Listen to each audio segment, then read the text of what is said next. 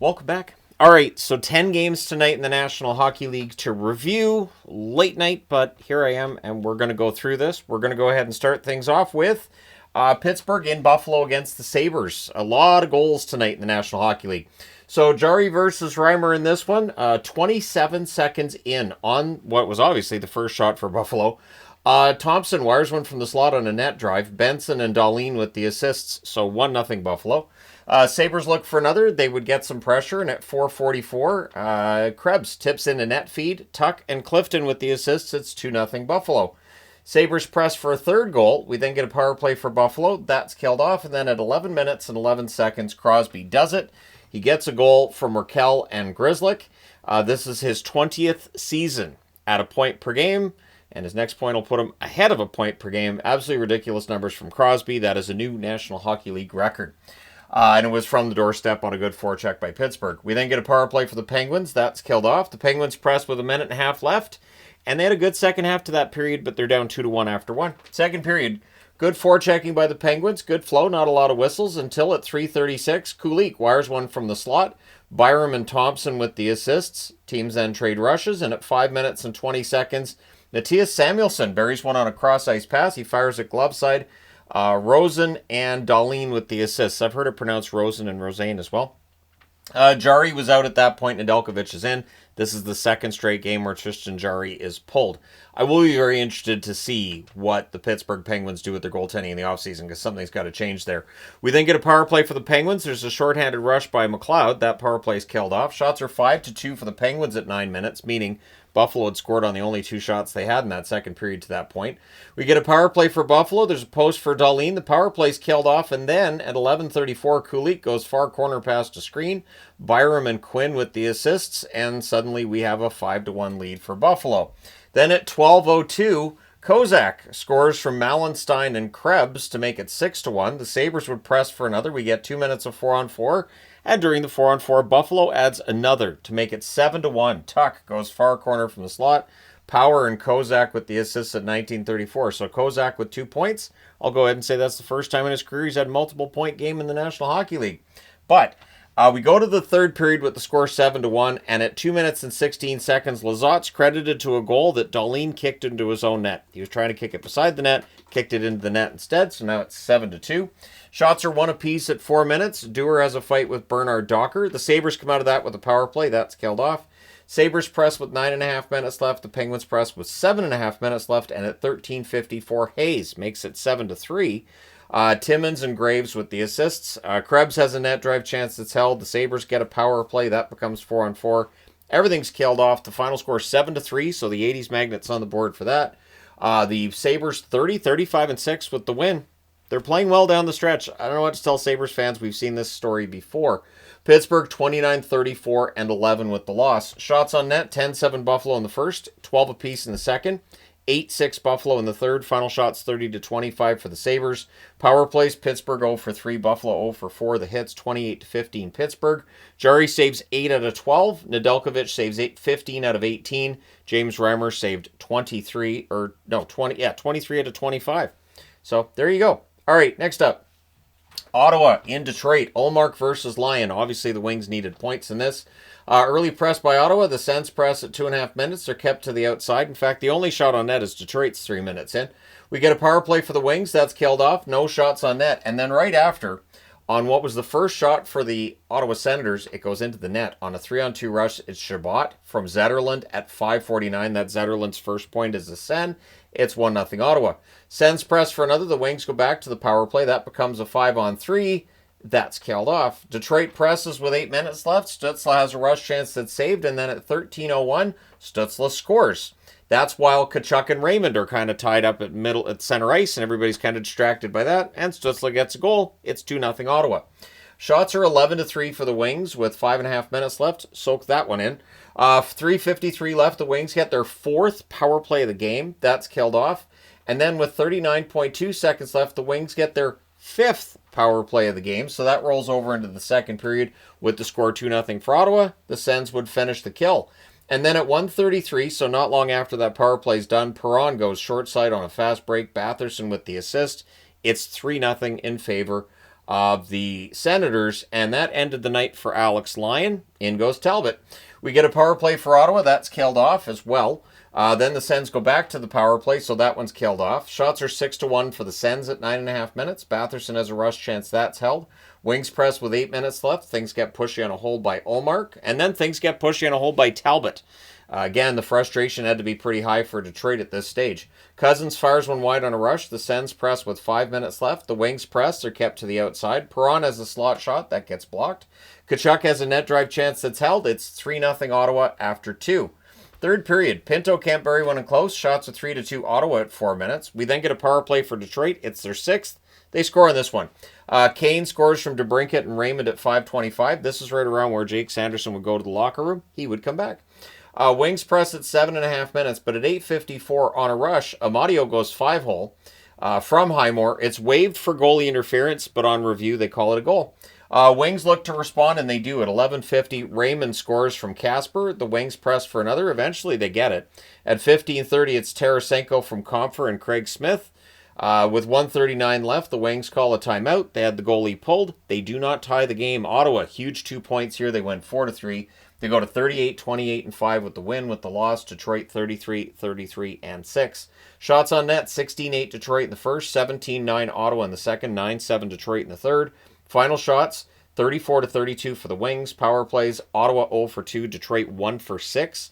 The hits, 27-23 Ottawa. Ullmark saves 31 out of 34. Lions saved 7 out of 10.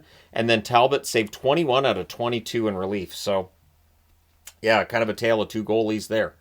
All right, next up, Utah and Tampa. I almost used a different magnet for this one. Then I thought, no. So Vejmelka versus Vasilevsky, and in 1 minute and 30 seconds, Tampa opens scoring. Gensel roofs a rebound and close. Kucherov and McDonough with the assist. Utah looks to respond. Teams trade rushes, and then at 4 minutes and 20 seconds, Hedman goes top corner past a screen. Mosier and Hagel with the assists. It's 2-0 Tampa. Krause then has a slot shot chance that's saved. Utah presses at 5.5 minutes. We get a power play for Tampa. That's killed off. Kesselring has a fight with Chernak. The Bolts shots are 8-4 Tampa with 5.5 minutes left. The Bolts press with 3.5 minutes left, and they come out of that first period with a 2-0 lead over Utah.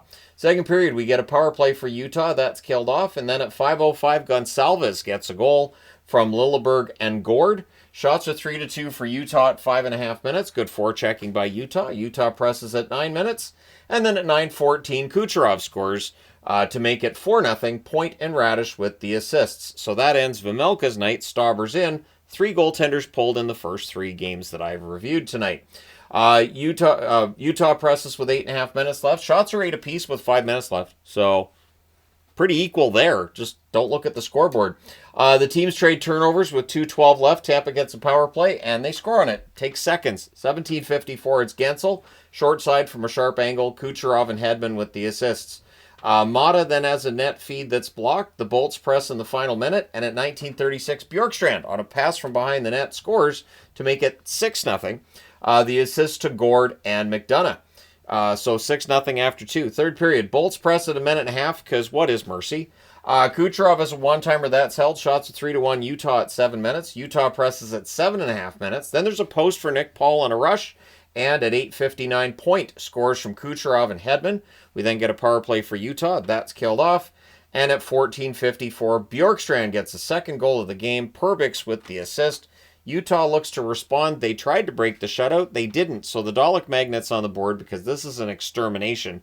In fact, I almost put the WTF magnet up there.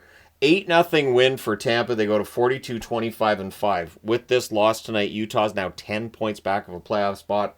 Record of 32, 29, and 11. Shots on net, 7-5 Tampa in the first, 10-8 Tampa in the second, 12-4 Utah in the third. Final shots, 25-21 for the Utah Hockey Club. Power plays, Utah 0 for 2, Tampa Bay 1 for 2. The hits, 23-11 Utah.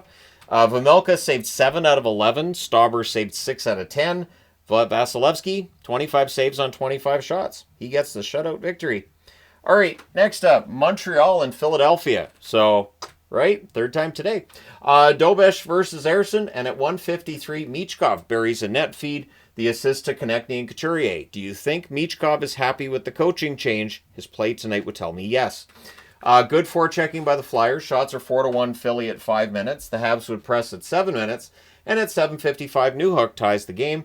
The assist to Savard and Hudson. And Newhook's 1 goal away from his career high that he set last year. I believe it's 15 goals.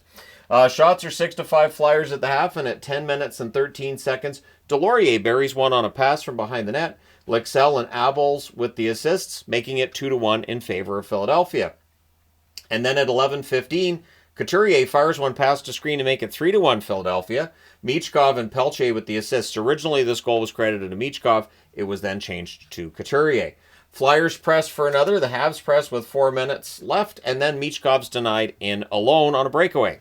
So 3-1 Flyers after 1, and it could have been worse. Second period, the Flyers press at 2.5 minutes. Shots are 2-0 for Montreal 6.5 minutes in, so much quieter period than the first. Dvorak has a rush chance that's saved. We get a power play for Montreal. That's killed off. Paling to Lixell. There's a near miss. The Flyers press with 9 minutes left. We get 2 minutes of 4-on-4. Newhook fires one high on a rush. We get a power play for Philadelphia. There's a shorthanded Suzuki one-timer that's held. That power play is killed off. Gallagher exits on a hit from Abels. And he did come back into the game. I was pretty sure he came back into the game, and there he is. 1:28 left. The Habs get a power play, so that rolls over into the third period. The score still 3-1 in favor of the Flyers. In the third, the Flyers finish the kill. There's a kick save on Konechny, and then at 2:15, Caulfield scores to make the score a little bit tighter. Struble and Hudson with the assists, so Hudson on the board for the second time tonight. We then get a power play for the Flyers. That becomes a 5-on-3, but their power play isn't very good. That's killed off. The Flyers press at 7.5 minutes. Philly scores. The Habs call a timeout, and then they decide to challenge for goalie interference, and they fail. It is Forster from Sealer and Brink at 10:09, so that means the Flyers get a power play. Couturier's denied. Forster's denied after, and then at 11:43 on a 2-on-1 rush, Couturier scores what is a power play goal, and that makes it a lopsided score in favor of the Philadelphia Flyers yet again. But Montreal answers. Dvorak from Anderson and Gallagher at 13:34, making it close until at 13:52, Michkov scores his second goal of the game and his third point. But at 16:47, Montreal makes it a little closer again. Line A from Suzuki and Slavkovsky, but that is as close as Montreal gets. It is the second 80s game of the day out of 4. Third time that I need a magnet that's not an NHL magnet. 6-4 win for Philly. They go to 29-36-9 with the win. With the loss, Montreal 33-29-9, and they lose an opportunity to draw out a little bit of space between themselves and the teams below the playoff line. Shots on net, 11-10 Philly in the first, 8-5 Montreal in the second, and then 14-12 Philadelphia in the third. Both teams had 30 shots. Power plays, Montreal 0 for 2, Philadelphia 1 for 4. The hits, 20-16 Montreal. Dobesh, 24 saves on 30 shots. Rough stat line for him. Ersson, 26 saves on 30 shots at the other end. All right, last game on this board. The Washington Capitals in Minnesota against the Wild. Let's go. All right, Lindgren versus Gustafsson. Teams trade rushes. The shots are 1 apiece at 3.5 minutes. Net feed to Gaudreau, near miss there. Caps press at 4.5 minutes. Middleton has a rush chance that's saved, and then at 6 minutes, Merrill puts a wrister pass to screen to open the scoring for Minnesota. The assist to Shore. Caps look to respond, and they do. At 7:08, Roy scores one. This also passed to screen, looked very similar to the Minnesota goal. The assist to Radish and Eller. Caps then look for the lead, and they would find it. At 8:47, it's Duhaime from Dowd and Beauvillier. He scores on a rebound. The challenge is there for goalie interference. The goal counts, so the Capitals go to the power play, already up 2-1. That power play is killed off. Wild press with 5.5 minutes left. We then get a power play for the Wild. That's killed off, but it's 2-1 Washington after the first period. Second period, shots are 2-0 Wild at 2.5 minutes. There's a post for Radish on a net drive. Then there's a power play for the Capitals. That's killed off. The Caps press after that's done. Chychrun breaks up a 2-on-1. The teams trade rush chances.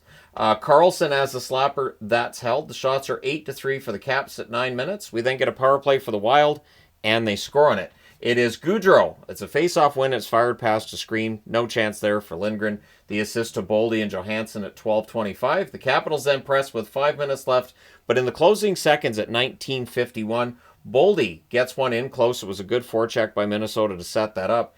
The assists to Rossi and Hinostroza, and suddenly it's a 3-2 lead for Minnesota as we're entering the third period.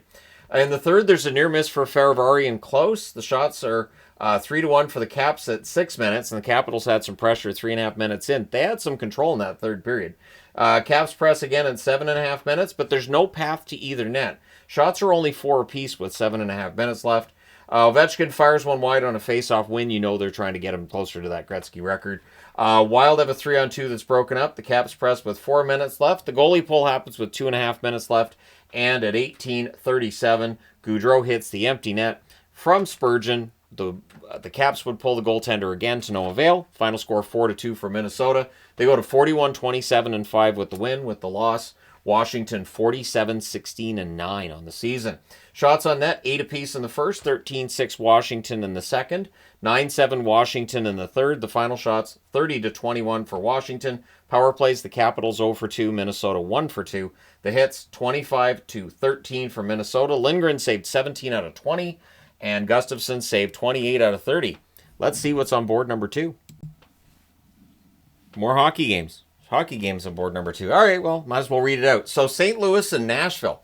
Hofer versus Saros in this one. There's a press by Nashville at 2.5 minutes, and at 2:48, Svechkov roops a net feed to open the scoring for Nashville.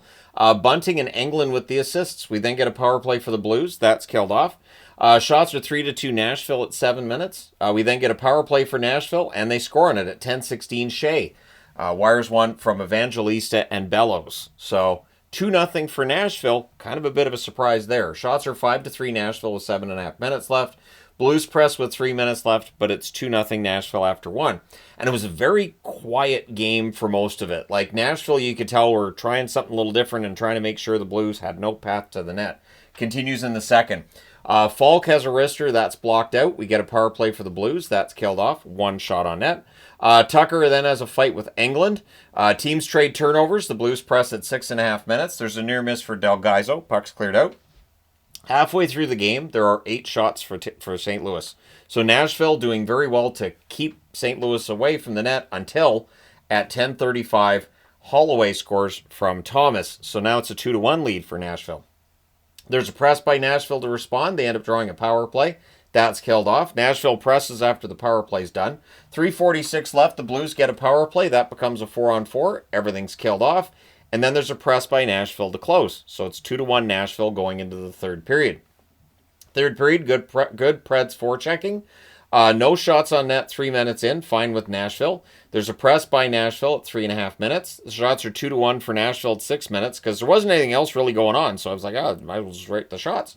There's a press by Nashville at 8 minutes. Bellows has a jam attempt that's saved. The Blues would then press, and they score at 11:57. Fowler roofs one from the left circle. Neighbors and Shen with the assists. Suddenly we have a 2-2 tie, and it does not stay that way for long. At 12:19, Holloway buries one from the slot. Thomas and Leddy with the assists. And so in a matter of seconds, it goes from a 2-1 lead for Nashville to a 3-2 lead for St. Louis. Blues look for another. There's a press by Nashville with 4.5 minutes left. With the goalie pulled with 20.4 seconds left, Nashville calls a timeout.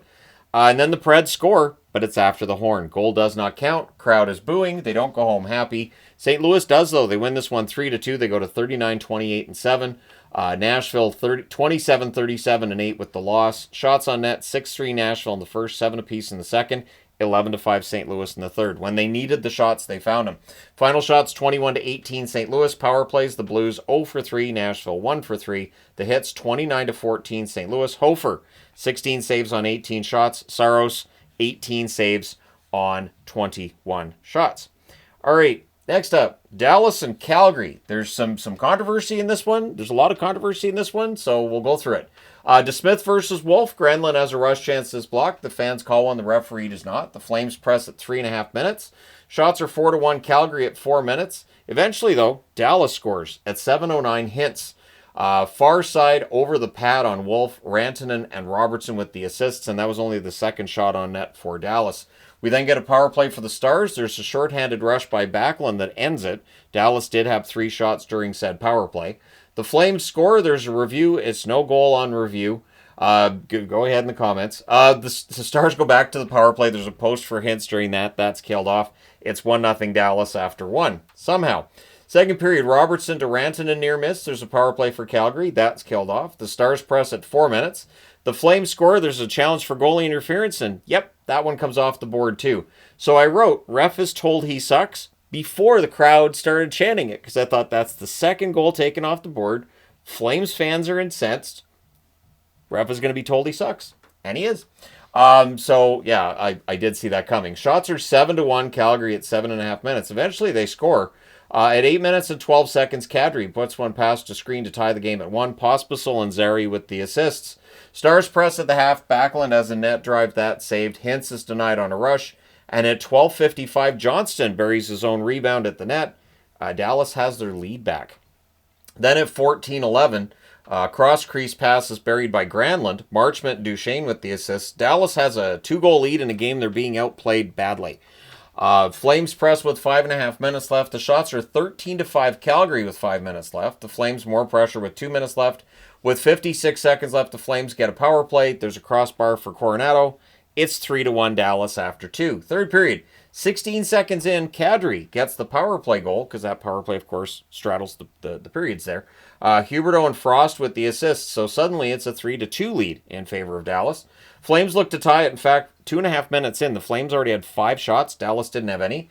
Things get pushy and a hold by DeSmith, and then it's ugly. Zary gets injured. It looked like his knee.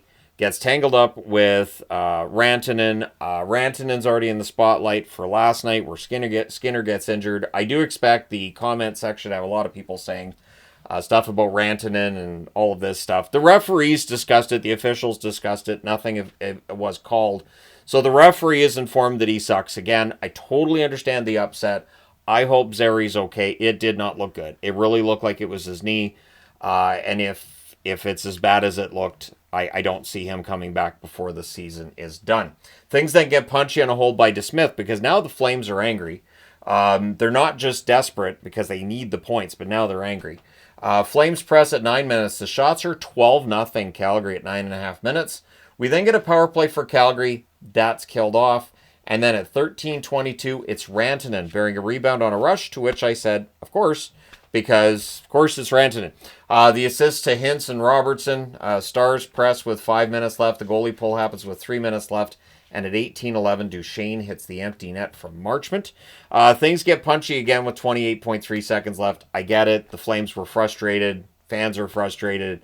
Felt like they didn't get the calls. I've seen all the comments online on other platforms, so I know it's out there. Dallas wins 5-2. They go to 47-21-4. I got accounts on other platforms people don't know about. 47-21-4 record for Dallas with the win. With the loss, Calgary 34-26-11. With this loss combined with the win for St. Louis, it really takes whatever hope Calgary had left for the playoffs and pretty much extinguishes that. You could hear it in the announcers' voices at the end, too. And the shots are not a lie. The shots favored Calgary the whole way. 13-11 in the first, 18-5 in the second, 17-3 in the third. Final shots are 48-19 for Calgary. Dallas has won games on back-to-back nights. I'm not sure that they necessarily should have, but they did. So I did not move them up in the power rankings. The power plays 0-2 for Dallas, 1-4 for Calgary. The hits 26-20 Calgary. DeSmith saved 46 out of 48. He was fantastic. Wolf, 14 saves on 18 shots. So, tough night for the Calgary Flames and for their fans. Again, I hope Zary's okay. Next up, LA in Colorado against the Avs. Riddick versus Blackwood. The Avs press are kept to the outside. More than as a rush chance, that's held. We get a power play for the Kings, and honestly, the Avs a really solid kill there. Wasn't really much of anything for LA on that. Kempe then has a net drive this block. The shots are 5-3 Colorado at 9.5 minutes.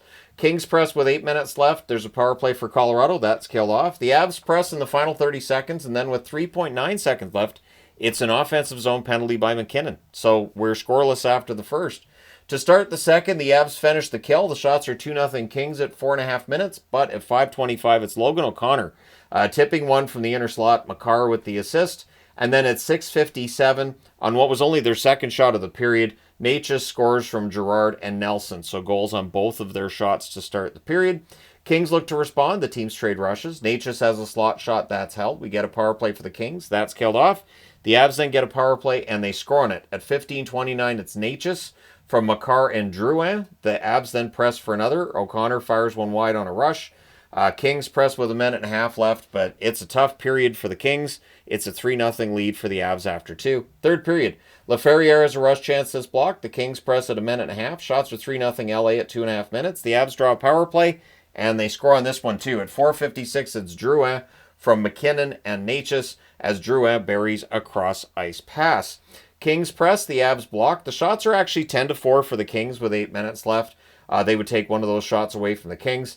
Avs press with 4.5 minutes left. Nichushkin has a slot shot that's held. There's some pushing, and it's a 4-0 win. The Tony the Tiger Magnets on the board. Colorado goes to 45-25-3 with the win. With the loss, the Kings 40-22-9. It's just the Kings on the road. Shots on net, 14-7 Colorado in the first, 6-5 LA in the second, 9-7 LA in the third.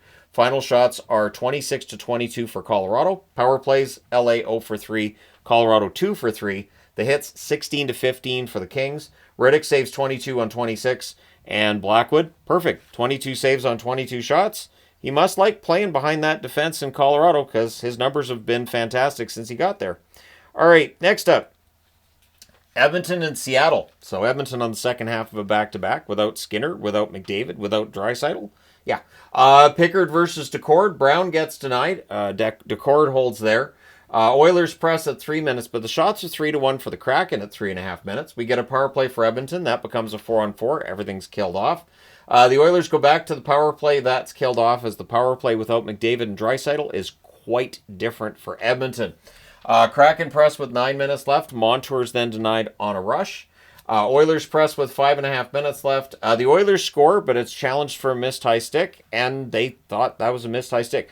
And they took the goal off, but it was close. It was close. I'm just not sure what Connor Brown's doing this with his stick for. Why are you doing that? Why? I've never understood. Like, at the NHL level, you should know better than, the puck's up there, let me knock it down with my stick. Because it's not going to count. The play's dead. Why? But anyways, it's scoreless after the first. Second period, there's an early power play for Seattle, and they score on it. At 1:18, it's Jaden Schwartz from McCann and Burakovsky, and he enjoyed that goal so much that Jaden Schwartz scores again at 3:24. All of a sudden, it's a 2-goal lead for Seattle. Kraken look for another. The Oilers press at 4.5 minutes. The teams trade turnovers. We get a power play for the Oilers. That's killed off. The Kraken press after the kill is done. The shots are 11-5 Seattle with 9.5 minutes left. And at 10:50, Newman taps one in close from Larson and Dunn. So Newman continues his strong run since being called up from Coachella Valley. And then at 11:06, Beniers buries a cross-crease pass. Kakko and Newman with the assist. So there's Newman with a multi-point game again. Kraken score again. Is it offside? Yes. So they just get it back. At 12:41, Burakovsky scores on a turnover from Riker Evans. It's 5-0 anyways. So they took the 5-0 goal off the board, and Seattle's like, all right, we'll just get another one. 2:49 left. The Oilers get a power play. That's killed off with 33 seconds left. The Kraken get a power play. They're up by 5 after 2 periods of play. That power play rolls over into the third period. The Oilers finish the kill. The Kraken press after it's done. Wallman then has a one-timer that's caught and held. McCann had a one-timer at the other end. That's held. Skinner has a slot shot kicked aside. And then at 4:59, Hyman scores. Now, Nugent Hopkins may eventually be awarded an assist on this one, but it is Hyman's goal. It does mean that Edmonton does get a goal, makes it 5-1. We then get a power play for Seattle. That's killed off. The shots are 8-4 Edmonton at 8.5 minutes. But at 8:53, McCann bats one out of the air, and it wasn't over his head. It was down. McCann scores from Esimont, so that makes it 6-1 for Seattle. Burakovsky to McCann, near miss, as Seattle keeps it going. The Kraken press with 6.5 minutes left. The Oilers press with 2 minutes left, probably trying to keep the No Mercy Magnet off the board. They fail. Final is 6-1, so the No Mercy Magnet's up for this one. 31-36-6 is the record for Seattle with the win. With the loss, the Oilers 41-26-5. So both the Kings and the Oilers lose tonight. No change in that playoff story between teams 2 and 3 in the Pacific. Shots on net, 12 apiece in the first, 17-11 Seattle in the second, 14-8 Edmonton in the third. Final shots, both teams had 37. Power plays, Seattle 1 for 4, Edmonton 0 for 4. The hits, 26-15 Edmonton. Pickard saved 24 out of 29. He was replaced in the third by Rodrigue, and Rodrigue saved 7 out of 8 in relief. He looked all right. Decord saves 36 out of 37. He was a little more than all right. He was fantastic in this one. All right, last game of the night, Toronto and San Jose. So, Woll versus Georgiev in this one. Net feed to Wenberg, near miss. The Leafs press. The Sharks block the net.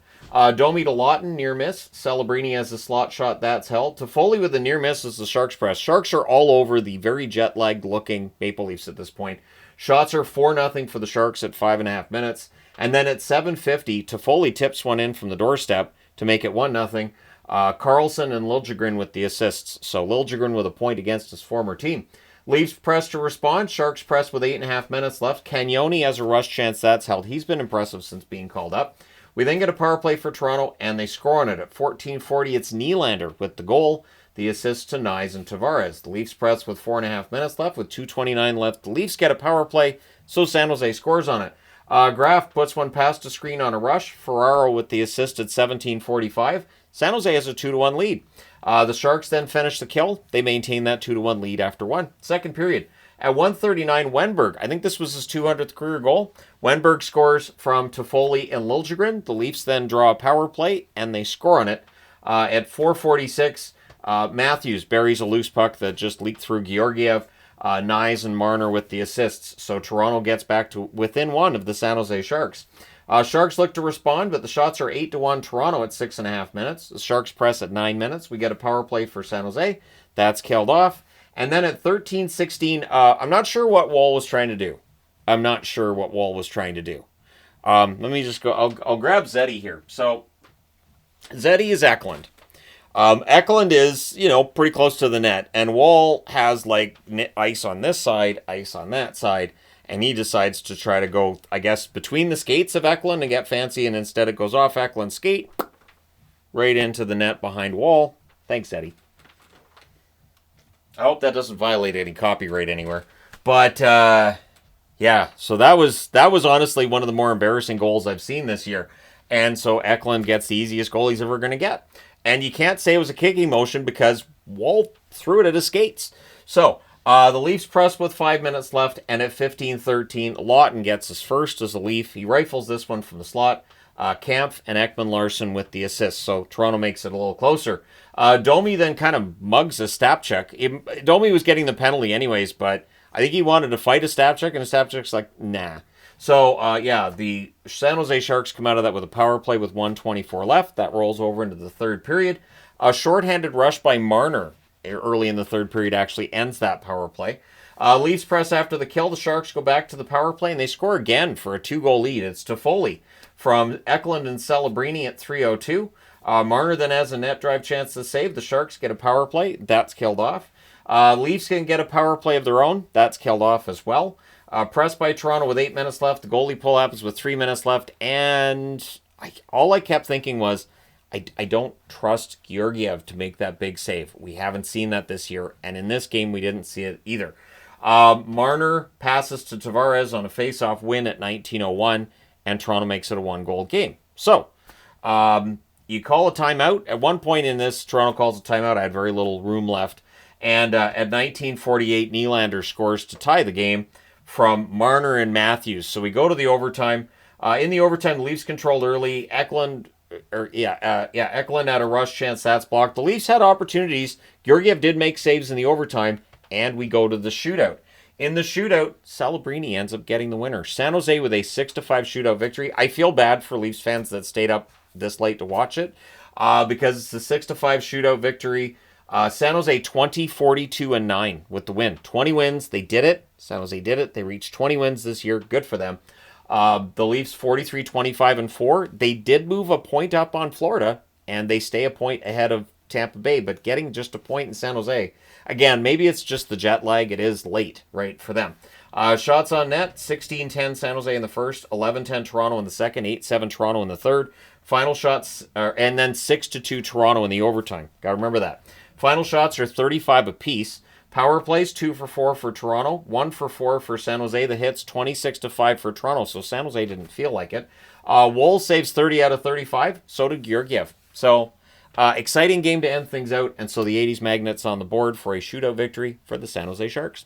Let me know your thoughts about tonight's games in the comment section below. As always, don't forget to hit like and subscribe in the event you may not have done so already. Thank you guys so much for all your support as always. I will talk to you again soon.